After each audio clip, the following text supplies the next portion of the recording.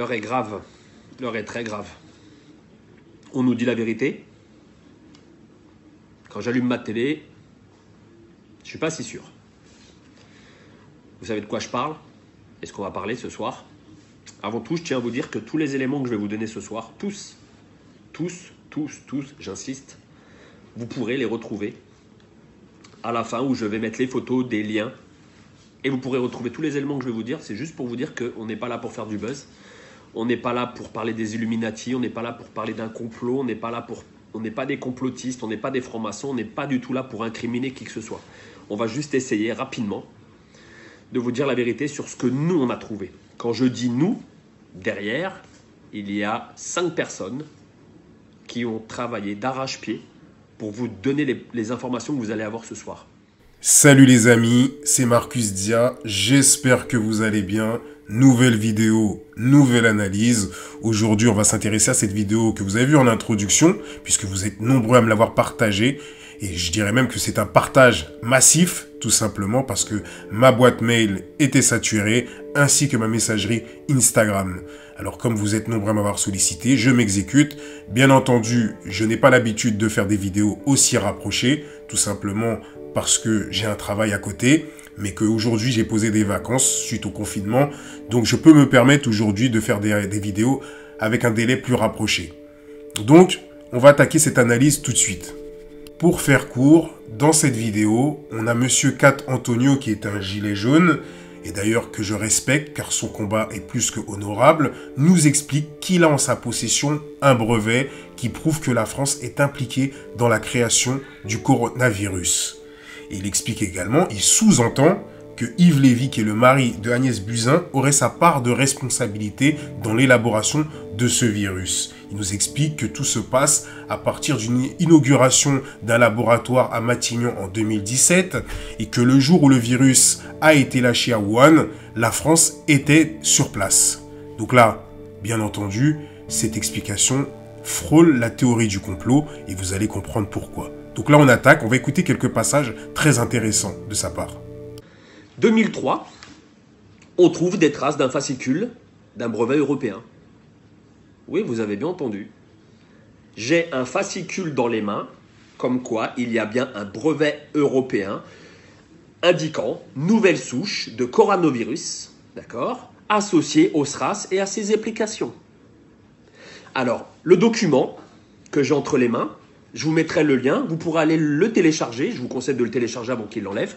Site officiel, d'accord, dépôt de brevet, sous un numéro qui est le EP 16 94 829 B1. B comme Bertha 1. Je vous le mettrai en dessous sur la vidéo. Vous avez juste à taper ça. Vous allez arriver sur les brevets, bien sûr. Et là, qu'est-ce qu'on trouve? Le voilà le brevet.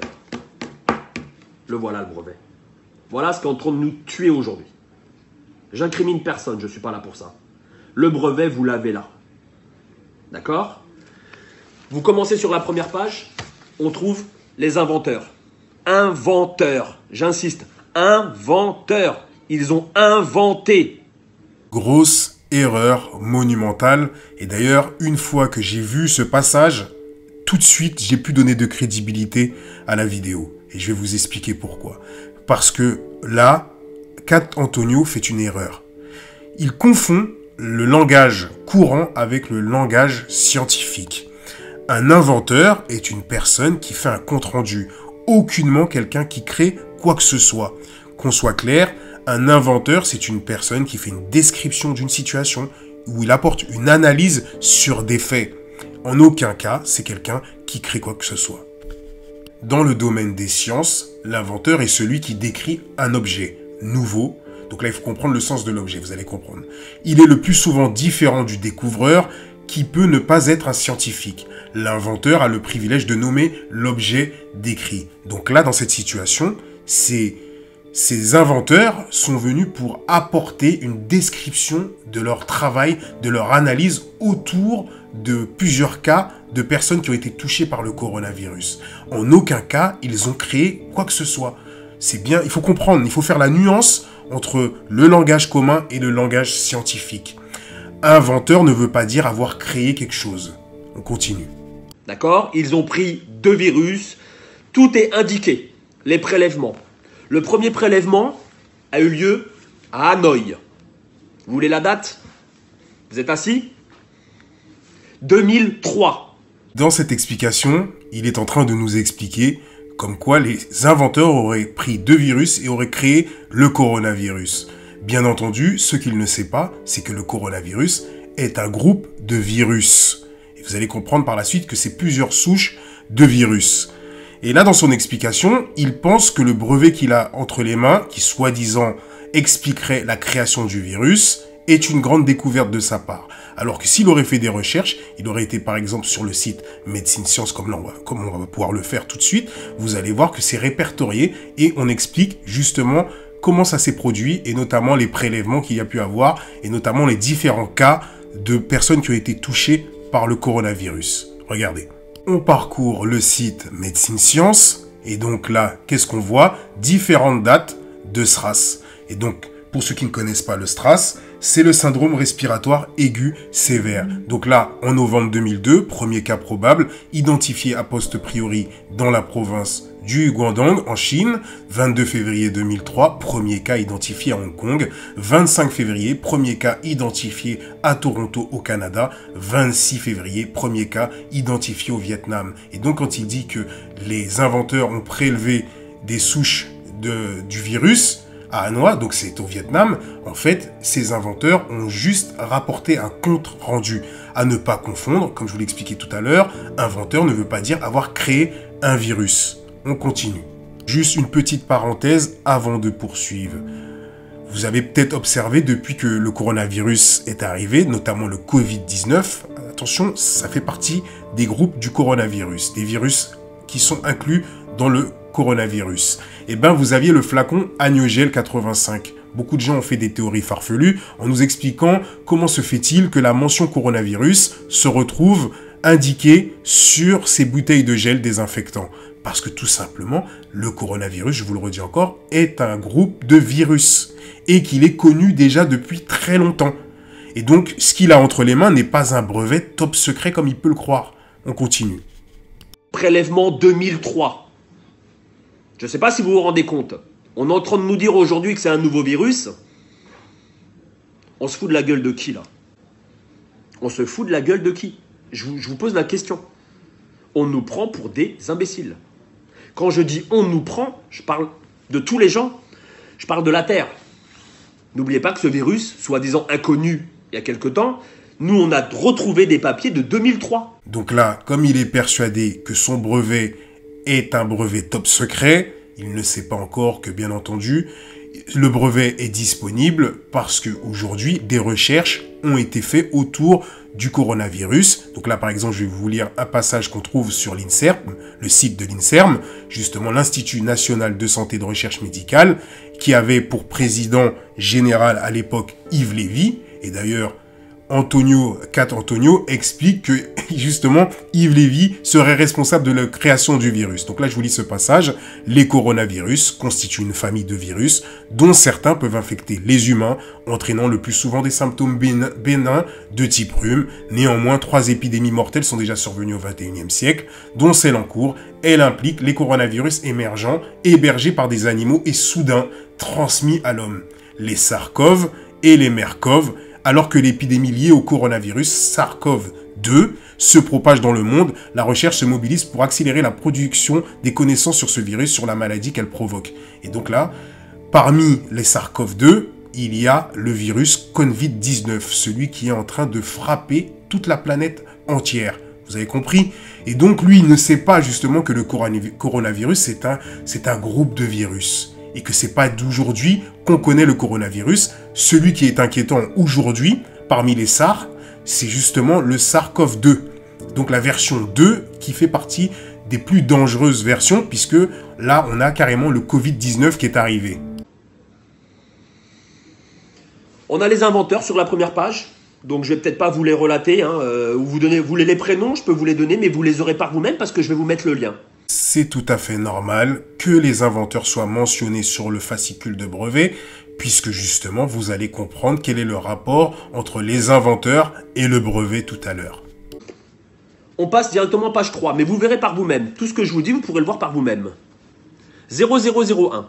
La présente invention, j'insiste, la présente invention est relative à une nouvelle souche de coronavirus associée au syndrome respiratoire aigu sévère SRAS. Bingo! Donc là, il est en train d'insister sur le mot invention sans comprendre encore le sens du terme invention dans le domaine de la science. Une fois de plus, il confond le langage commun avec le langage scientifique. Invention dans ce domaine-là ne veut pas dire création. Et vous allez comprendre qu'est-ce que ça veut dire. La principale différence actuelle entre découverte et invention vient du fait qu'un inventeur peut déposer officiellement un brevet qui interdira pendant un certain nombre d'années d'utiliser cette intervention sans verser l'argent à l'inventeur ayant déposé le brevet. Donc en fin de compte, l'invention s'officialise quand un inventeur dépose un brevet. C'est-à-dire que aujourd'hui, ce brevet est une invention du fait que ces inventeurs ont rapporté, ont décrit leur découverte, leur analyse, je veux dire. C'est totalement différent. Et d'ailleurs, par la suite, ces brevets sont libres une fois qu'ils ont fait assez de travail dessus. Par exemple, je vous donne un cas tout simple. Des personnes font la découverte d'un traitement, d'un médicament. Une fois qu'ils ont utilisé correctement leur invention, donc à travers ce brevet, et ben par la suite, d'autres personnes peuvent travailler sur des médicaments génériques. C'est tout simple. En aucun cas, un inventeur crée un virus ou une invention est une création.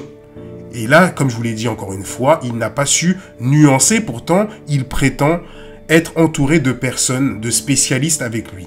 Je vous le dis clairement, il n'y a aucun médecin autour de lui, ni aucun virologue, parce qu'on aurait dû lui expliquer dès le départ que invention ne veut pas dire création et inventeur ne veut pas dire créateur de quoi que ce soit.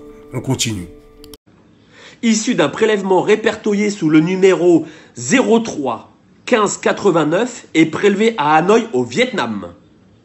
J'insiste, tout ce qu'on vous dit, c'est du vérifiable. Donc on n'est pas en train de faire de la théorie d'Illuminati ou de complotiste ou de franc-maçon. On est en train de vous expliquer. Moi, c'est la seule chose que je veux que vous compreniez avec la vidéo, c'est qu'on nous prend pour des imbéciles. Pauvre, malheureusement, c'est ce qu'il est en train de faire. Là, il est en train de faire une théorie du complot sans s'en rendre compte. Comme je vous le dis, l'erreur est humaine. Et pourtant, il est en train de lire un passage très important parce que ce brevet contient 301 pages. Et dès la première page, la page 3, justement, qui parle de cette invention, regardez ce qui est écrit. La présente invention. Donc, on a appris tout à l'heure que quand des inventeurs déposent un brevet, ça devient une invention. Donc, un résumé de leurs analyses qu'ils ont pu faire autour d'un cas d'une maladie relative à une nouvelle souche de coronavirus. C'est tout à fait normal que ce soit une nouvelle souche de coronavirus, puisqu'on a vu tout à l'heure par rapport aux différentes dates du groupe de coronavirus, qu'en 2002, avant 2003, il y avait déjà une souche de coronavirus. Donc forcément, c'est logique que les inventeurs français qui sont autour de cette invention, de ce brevet, qui est une invention maintenant, puisque c'est déposé par des inventeurs, ben forcément, ils sont en train de s'intéresser à une nouvelle souche qu'ils ont découvert en 2003 au Vietnam. Il n'y a rien d'extraordinaire là-dedans. On continue. Donc, une nouvelle souche associée au syndrome respiratoire aigu sévère, SRAS. Et là, on voit clairement, tout à l'heure, je vous ai montré les différentes souches. Il y a le SRAS et il y a le SRAS-2. Et donc, le Covid-19 fait partie des SRAS-2. À aucun moment, c'est mentionné SRAS-2 ni Covid-19 dans ce brevet qui est en vérité un brevet autour du travail de la recherche d'un vaccin. On va le comprendre tout de suite. Issu d'un prélèvement répertorié sous le numéro 01 15 89 et prélevé à Hanoï, donc au Vietnam, en 2003, comme j'ai pu vous le mentionner à travers le site Médecine Science, à des molécules d'acide nucléique issues de son génome aux protéines et peptides codés par les dites molécules d'acide nucléique ainsi qu'à leur application, notamment en tant que réactif de diagnostic et ou comme vaccin. Donc là, on a affaire à un brevet déposé par des inventeurs qui cherchent à trouver le moyen de créer un vaccin contre le coronavirus. Rien à voir avec un brevet pour justement créer un virus. Je sais pas, dès la première ligne, il aurait pu voir tout de suite qu'il est dans l'erreur. Et que l'invention n'est pas une mention de création. Ça ne signifie pas création. Ce qui est d'autant plus difficile à entendre, c'est qu'il dit qu'ils étaient à 5, qu'il est accompagné de 5 personnes et qu'ils ont fait un long travail autour de ce brevet européen, ce fascicule de brevet européen, alors qu'à la ligne 54, le titre « Nouvelle souche de coronavirus associée au SRAS ». Ces scientifiques se sont même pas rendus compte qu'il s'agit de la première souche du coronavirus. En aucun cas, le SRAS-2 qui inclut le Covid-19. Juste en lisant le titre principal du fascicule de brevet européen, ils auraient dû comprendre qu'ils sont dans une erreur totale. Bref, cette analyse s'approche de sa fin et on va s'intéresser justement à ma dernière analyse que j'avais pu faire et vous allez voir justement la suite des événements.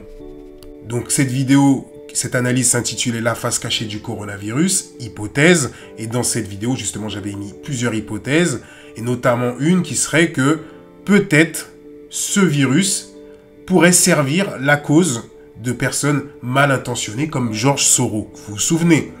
Et donc aujourd'hui, qu'est-ce qu'on apprend? Regardez dans le New York Times, je vous fais la traduction en français. Donc là, il y a des essais du vaccin du coronavirus qui ont été fabriqués par Moderna. Donc Moderna est un laboratoire qui ont commencé à Seattle. Et donc là, on voit une femme en train de se faire vacciner avec ce nouveau vaccin du coronavirus. Je vous avais dit qu'ils allaient développer un vaccin. Et vous vous souvenez, je vous avais donné le nom de George Soros dans cette analyse. Et je vous avais dit, ne me taxez pas de complotiste. Alors regardez bien. Chose étrange, regardez ce qui se produit. On va chercher maintenant à savoir qui finance ce laboratoire Moderna. Nous sommes sur le site du laboratoire Moderna et en tête, on nous confirme qu'ils sont en train de travailler sur ce potentiel vaccin autour du Covid-19. Et maintenant, nous allons chercher à qui appartient ce laboratoire Moderna. On apprend que ce laboratoire est financé par Bill et Melinda Gates Foundation, donc la fondation de Bill Gates. Maintenant, on va s'intéresser à la fondation de Bill Gates et voir qui sont les membres qui financent la fondation de Bill Gates. Nous allons sur le site de la fondation de Bill Gates. Bien entendu, quand je vous dis on va voir qui finance sa fondation, on sait très bien que Bill Gates n'a pas besoin de fonds pour sa fondation vu qu'il est milliardaire. Mais nous allons trouver le nom de quelqu'un qui nous intéresse. Et là, regardez par exemple ce passage, One's Roots, et regardez, je vais vous refaire la traduction en français. Donc là, je vous fais la traduction à ma manière. Donc ceux qui ont une base en anglais vont comprendre très facilement. One est né des conversations entre Bill Gates et Bono au début des années 2000 sur la nécessité de mieux informer les Américains sur l'extrême pauvreté dans le monde, avec Melinda Gates, donc sa femme, Bobby Shriver, et regardez qui suit, George Soros. Vous savez, ce monsieur que j'avais cité dans ma dernière analyse. Eh bien, souvenez-vous, je vous avais expliqué que De Villiers avait expliqué que c'était le boss de notre président Macron et qu'il avait un pouvoir absolu sur beaucoup de présidents. Et bien là, vous observez que comme par hasard, son nom est cité autour de cette affaire de vaccination. Donc, fait du hasard, une fois de plus, il y a une certaine cohérence dans l'analyse que j'avais pu faire. Et donc, encore une fois de plus, ça prouve qu'on fait quand même des recherches autour des dossiers. Sur ce, les amis, cette vidéo arrive à sa fin. Donc, je vais vous donner quelques petits conseils. Selon moi, on va arrêter de rentrer dans une psychose. Essayez justement de vous supplémenter au niveau de votre alimentation de vitamine C, de vitamine D, parce qu'il faut savoir que la vitamine D a un rôle de protection pour les poumons. Donc, je vous dis à très bientôt pour une prochaine analyse. N'oubliez pas de liker si ce n'est pas déjà fait. N'oubliez pas de vous abonner. Et je vous dis à très bientôt pour une prochaine analyse. Et n'oubliez pas aussi de partager cette vidéo si elle vous a plu. Grosse force à vous tous, la famille. Peace.